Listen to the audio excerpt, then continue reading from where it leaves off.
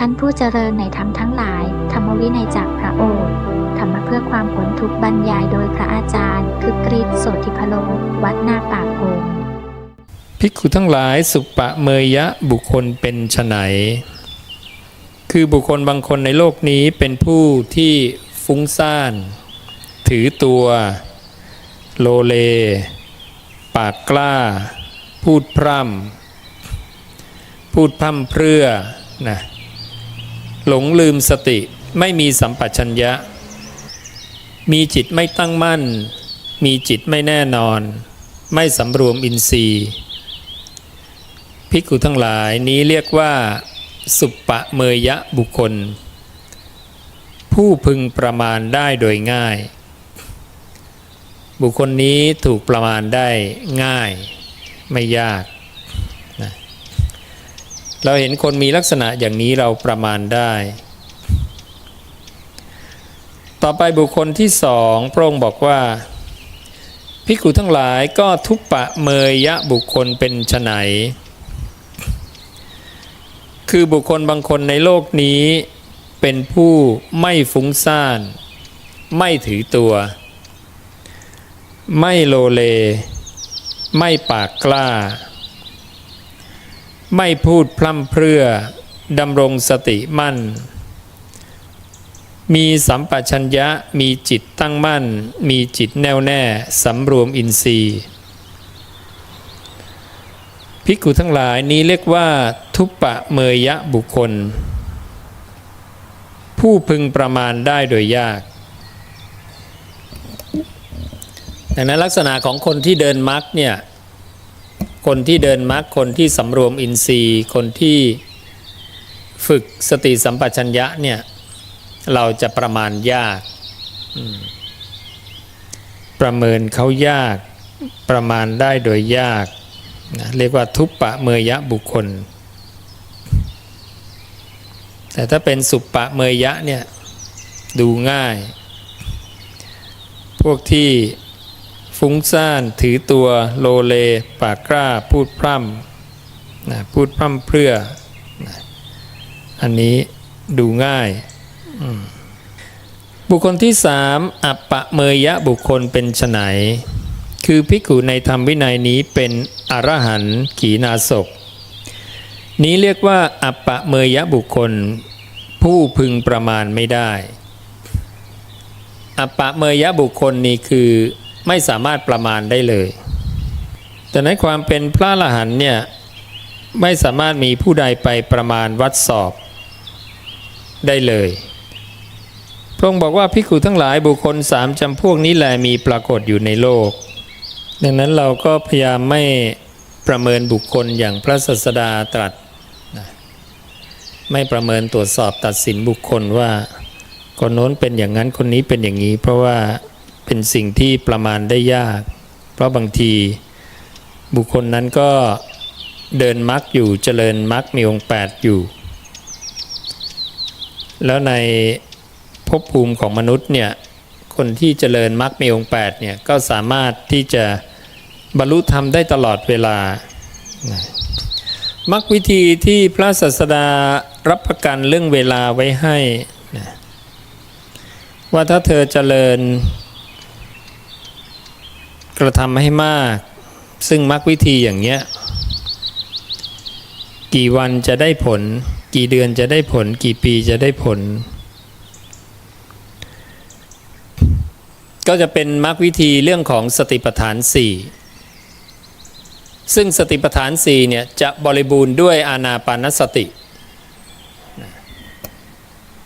ถ้าอานาปานสติบริบูรณ์สติปัฏฐาน4ก็บริบูรณ์พระองค์บอกว่าภิกขุทั้งหลายก็ผู้ใดผู้หนึ่งพึงเจริญสติปัฏฐานทั้ง4นี้อย่างนี้ตลอด7 ปีเขาพึงหวังผล2 ประการอย่างใดอย่างหนึ่งคืออรหัตผลในปัจจุบันหรือเมื่อยังมีอุปาทิเหลืออยู่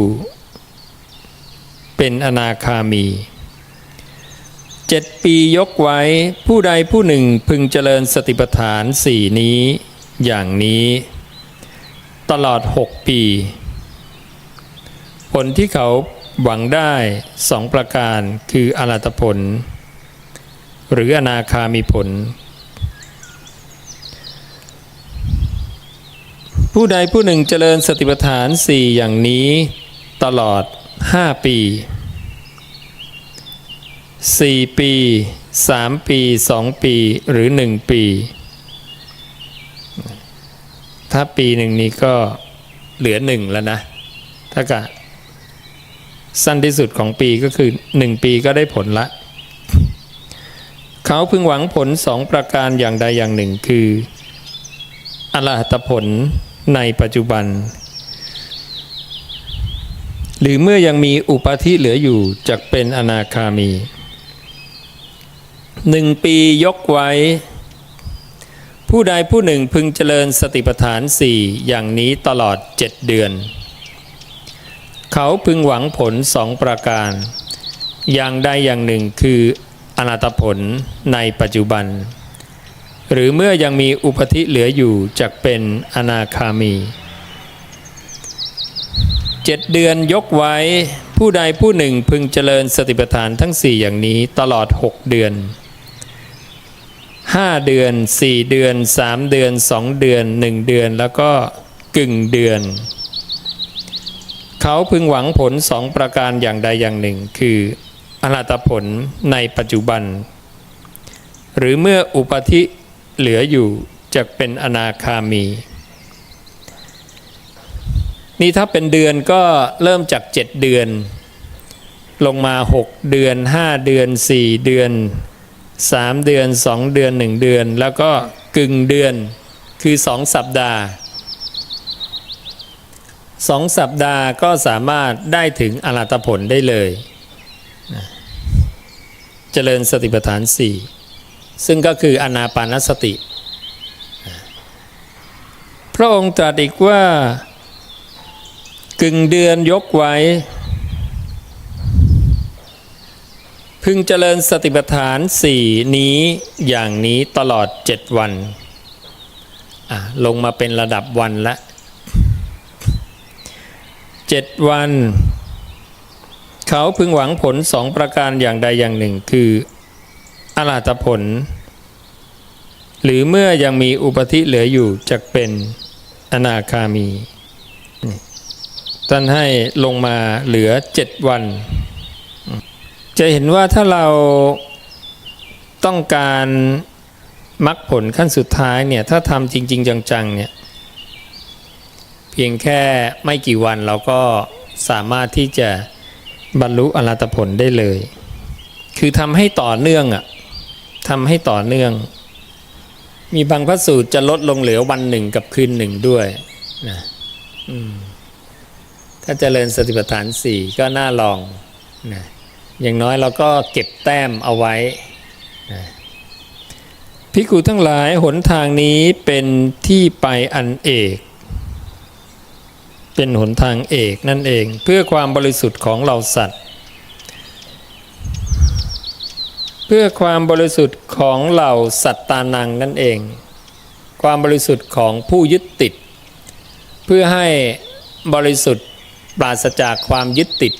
ในขันธ์5เมื่อไม่ยึดขันธ์5ก็คือบริสุทธิ์ความบริสุทธิ์เนี่ยหมายถึงอย่างนี้หมายถึงการไม่เข้าไปยึดนะสิ่งที่มันแก่เจ็บตายเพื่อล่วงความโศกและปริเทวะเพื่อความดับสูญแห่งทุกขโทมนัส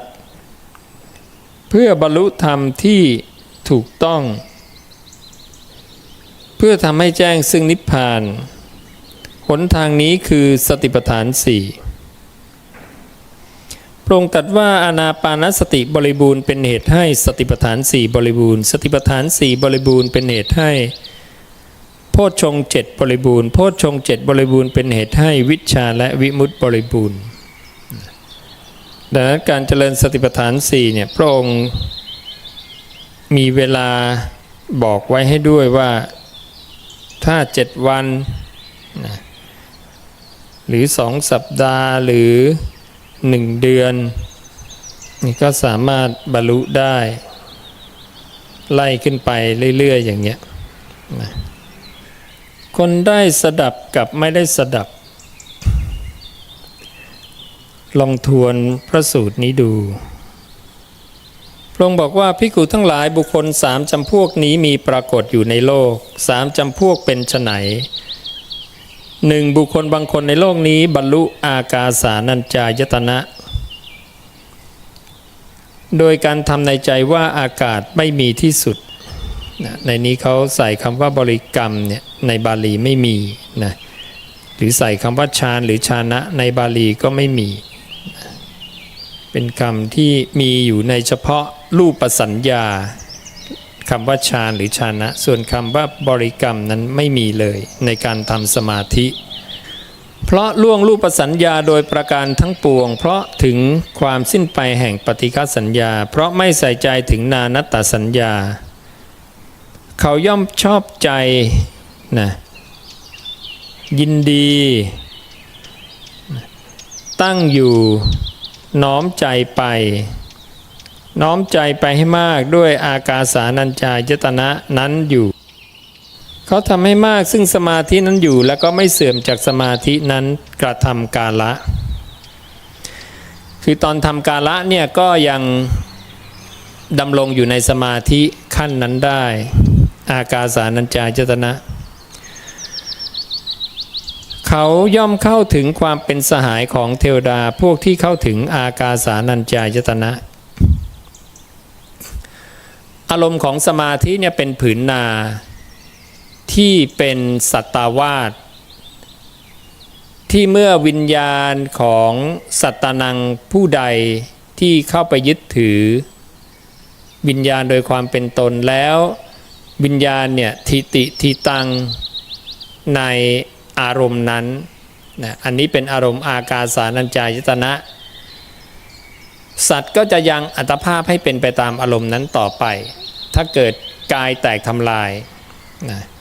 ดังนั้นเมื่อมีการกระทำกาละกายแตกทำลายเขาดำรงอยู่ในอากาสานัญจายตนะสมาธิขั้นนี้เขาก็จะได้ไปเกิดเป็นเทวดาเหล่าอากาสานัญจายตนะเห็นไหมถ้าวิญญาณเราทิติทิตังในอารมณ์อันเนี้ยเราก็ไปเกิดที่นี่เพราะอารมณ์นั้นเป็นผืนนาเป็นภพเป็นที่ตั้งอาศัยของวิญญาณเป็นภพเป็นที่เกิดนะเป็นที่อุปบัติการเข้าถึงภพหรือการอุบัติขึ้นในภพนั้น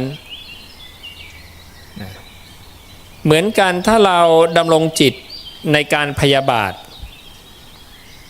เบียดเบียนวิญญาณยังทิติทิตังตรงนี้แล้วกายตายก็หลักเดียวกันสัตว์ก็จะยังอัตภาพให้เป็นไปตามอารมณ์นั้นต่อไปเพราะพยาปาทธาตุอวิหิงสาธาตุก็เป็นผืนนาเป็นภพนะเป็นที่เกิดนะเป็นที่อุบัติขึ้นของสัตตานังทั้งหลายที่ยึดจิตมโนวิญญาณแล้วจิตมโนวิญญาณของมันเนี่ยเข้าไปตั้งอาศัยในธาตุนั้นนะตามอนุสัยหรืออุปนิสัยของแต่ละสัตตานังตามนิสัยของสัตตานังหรือผู้ยึดติดว่าเขาเคยชินคุ้นเคยในอารมณ์หรือผืนนาแบบใดเขาก็จะ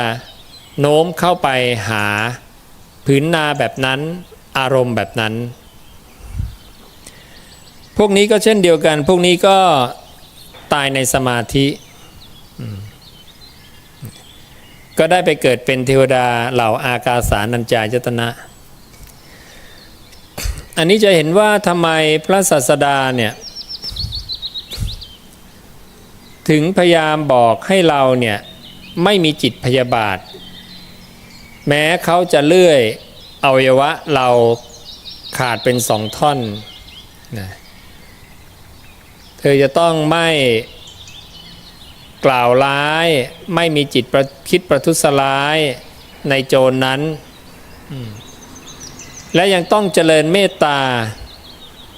มีบุคคลนั้นเป็นอารมณ์พอเจริญเมตตาเนี่ยอันนี้เป็นพรหมวิหารสี่เราก็ขึ้นอะไรขึ้นชั้นพรหมกายิกาแล้วถ้าเราเจริญเมตตาได้เมื่อเราตายไป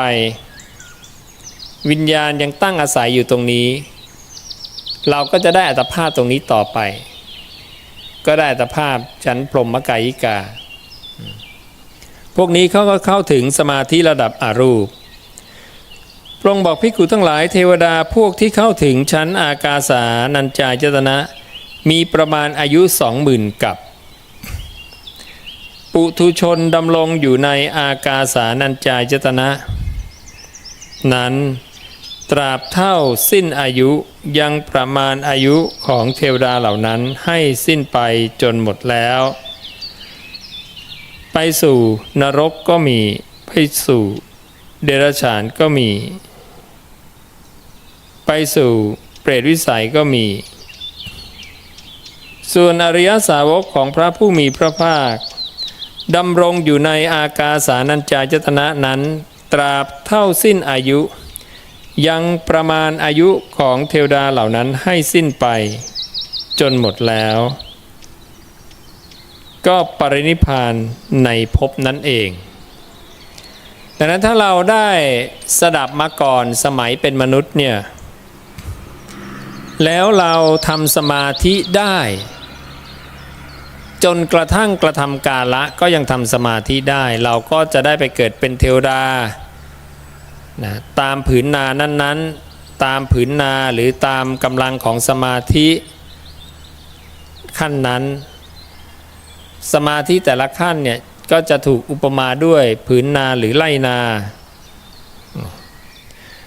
พระองค์บอกว่าอริยสาวกผู้ได้สดับกับปุถุชนผู้มิได้สดับ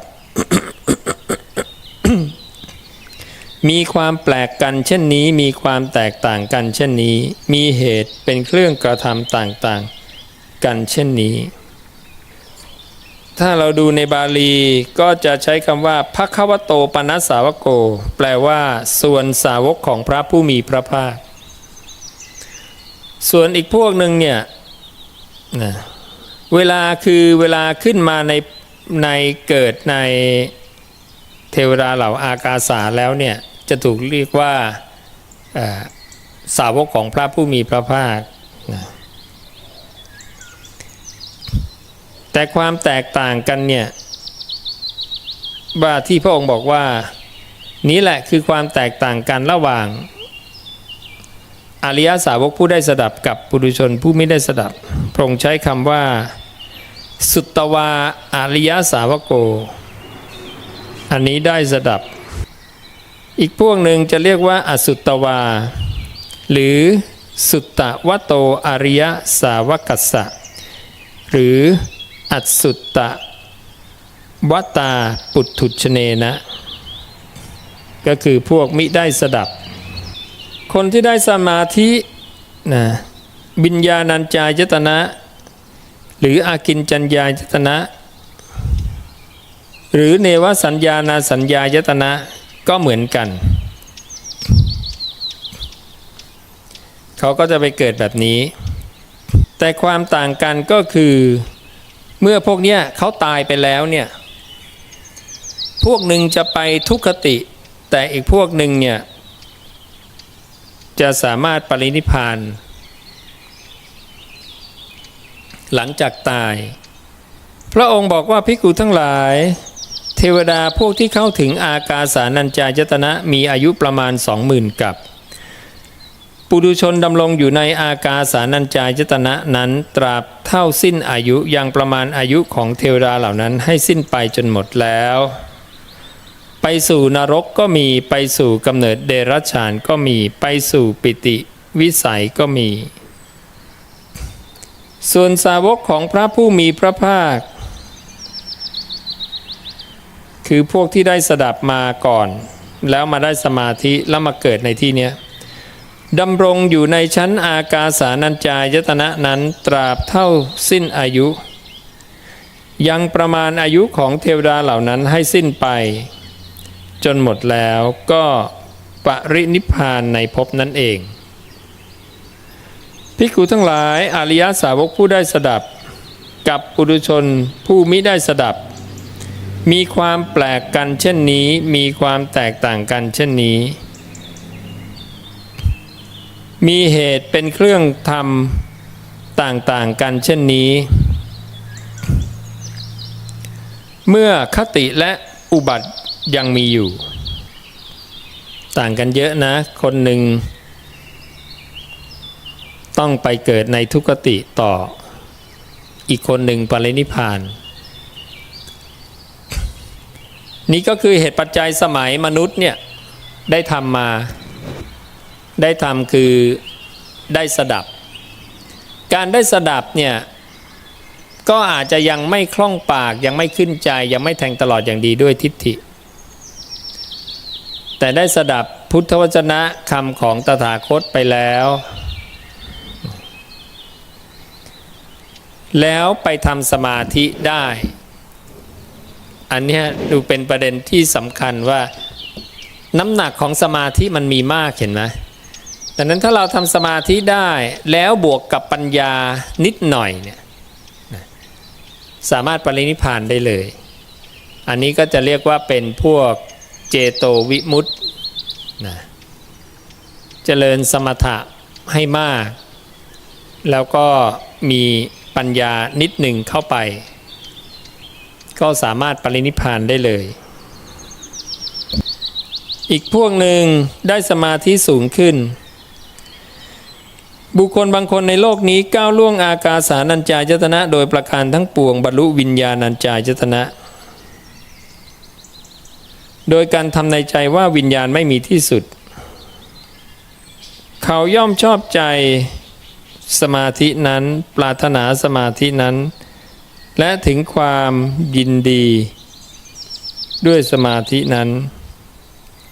เขาดำรงอยู่ในสมาธินั้นน้อมใจไปในสมาธินั้นมากด้วยสมาธินั้นอยู่ไม่เสื่อมจากสมาธินั้นทำกาละย่อมเข้าถึงความเป็นสหายย่อมเข้าถึงความเป็นสหายของเทวดาพวกที่เข้าถึงชั้นวิญญาณัญจายตนะประมาณอายุของเขา 40,000 กับปุถุชนอยู่ดำรงอยู่ในวิญญาณัญจายตนะนั้นนี้ขนาดเป็นพรหมระดับอรูปพระองค์ก็ยังเรียกว่าปุถุชนเพราะไม่รู้อริยสัจไม่ได้สดับเมื่อยังประมาณอายุของเทวดาเหล่านั้นให้สิ้นไปจนหมดแล้วไปสู่นรกก็มีไปสู่กำเนิดเดรัจฉานก็มีไปสู่ปิติวิสัยก็มีปิติวิสัยก็คือปิติวิสโยก็คือเปรตวิสัยนี่ก็เป็นอีกคำที่ใช้ที่พระองค์ใช้ส่วนสาวกของพระผู้มีพระภาคดำรงอยู่ในวิญญาณัญจายตนะตราบเท่าสิ้นอายุยังประมาณอายุของเทวดาเหล่านั้นให้สิ้นไปจนหมดแล้วพวกไม่ได้สดับเป็นยังไงไปทุกขติพวกได้สดับเป็นยังไงปรินิพพานเหมือนกันทุกชั้นแล้วก็ทรงปิดท้ายว่า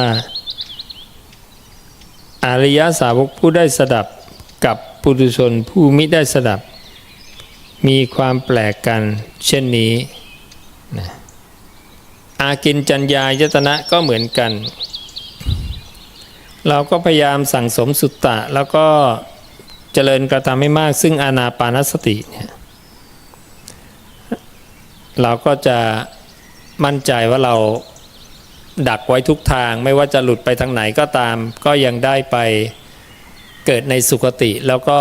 มีโอกาสได้บรรลุธรรมต่อไปลองดูคำว่าวิปลาสของพระศาสดาท่านบอกภิกขุทั้งหลายสัญญาวิปลาสจิตวิปลาสทิฏฐิวิปลาส4ประการนี้คือสัญญาวิปลาสจิตวิปลาสทิฏฐิวิปลาสในสิ่งที่ไม่เที่ยงว่าเที่ยงหนึ่ง ในสิ่งที่เป็นทุกข์ว่าเป็นสุขหนึ่งในสิ่งที่ไม่ใช่ตนว่าเป็นตนหนึ่งสามละในสิ่งที่ไม่งามว่างามหนึ่งสี่นี่คือสี่แง่มุมนะภิกขุทั้งหลายสัญญาไม่วิปลาสจิตไม่วิปลาสทิฏฐิไม่วิปลาสเป็นไฉนนะก็คือในสิ่งที่ไม่เที่ยงว่าไม่เที่ยงหนึ่งในสิ่งที่เป็นทุกข์ว่าเป็นทุกข์หนึ่งในสิ่งที่ไม่ใช่ตนว่าไม่ใช่ตนหนึ่งในสิ่งที่ไม่งามว่าไม่งามหนึ่งนี่คือลักษณะของความไม่วิปลาสทั้งสัญญาทั้งจิตทั้งทิฏฐินั่นคือพระเจ้าต้องการให้เราเห็นตามความเป็นจริงนั่นเองนะเห็นตามความเป็นจริงก็แสดงว่าคนส่วนใหญ่นะเว้นอริยบุคคลเนี่ยนะดูถ้าจะเป็นวิปลาสกันหมดนะก็คือเห็นไม่ตรงตามความเป็นจริงนะอันนี้ก็จะเป็นศัพท์ที่ดูจะต่างกับการใช้ของเราในปัจจุบันค่อนข้างเยอะนะของเราถ้าวิปลาสนี่ก็คือคนที่แบบว่าเนาะไม่มีสติสัมปชัญญะนะแต่อันนี้ก็คือคนที่เห็นผิดเข้าใจผิดนะพระเจ้าบอกนั่นแหละนะวิปลาสนะข้อธรรมทั้งหมดเนี่ยเราก็สามารถแก้ไขได้ด้วยอานาปานสติทั้งสิ้นนะพยายามเจริญอานาปานสติกันให้มากทำให้มากระลึกขึ้นได้เมื่อไหร่ก็พยายามทำนะเพื่อให้เป็นวิหารธรรมเพื่อการสิ้นกรรมเพื่อการสิ้นภพเพื่อการสิ้นชาติเพื่อทำอมตะให้ปรากฏคือความไม่ตายมีอยู่แล้วในตัวของเราทุกคนอยู่แล้วนะเป็นสภาพเดิมของเราทุกคนเพียงแต่เรากำลังมายึดสิ่งที่ไม่ใช่เรานะเราก็แก้ไขตรงนี้พยายามแก้ไขกันก็ฝากข้อธรรมให้กับพวกเราไว้เพียงเท่านี้ก็ขออนุโมทนากับพวกเราทุกคนที่ได้มาทำบุญถวายทานนะตั้งแต่เช้านะใส่บาตรเพื่อรักษาข้อวัดปฏิบัตินะอริยประเพณีที่พระผู้มีพระภาคได้ทรงบัญญัตินะแล้วก็มาสั่งสมสุตตะในคำของตถาคตมากระทำกิจเนื่องด้วยกันฟังเนื่องด้วยความเป็นผู้สูตรแทงตลอดอย่างดีด้วยทิฏฐิรวมทั้งผู้ที่ได้กระทำจาคะสัมปทามาจากทางบ้านและทุกๆสถานที่ทั้งในประเทศและต่างประเทศและได้ทัศนานุตตริยะร่วมกันสวนานุตตริยะร่วมกันทั้งหมดก็ขอให้เป็นเหตุเป็นปัจจัยพวกเราได้รับอานิสงส์ตามที่พระผู้มีพระภาคได้ทรงบัญญัติไปแล้วทุกประการและได้ดวงตาเห็นธรรมสำเร็จมรรคผลนิพพานในอนาคตการอันใกล้โดยทั่วกันทุกท่านทุกคนเทอญอย่าลืมกดไลค์กดติดตามเพื่อร่วมกันเผยแผ่พุทธวจนะอนุโมทนาสา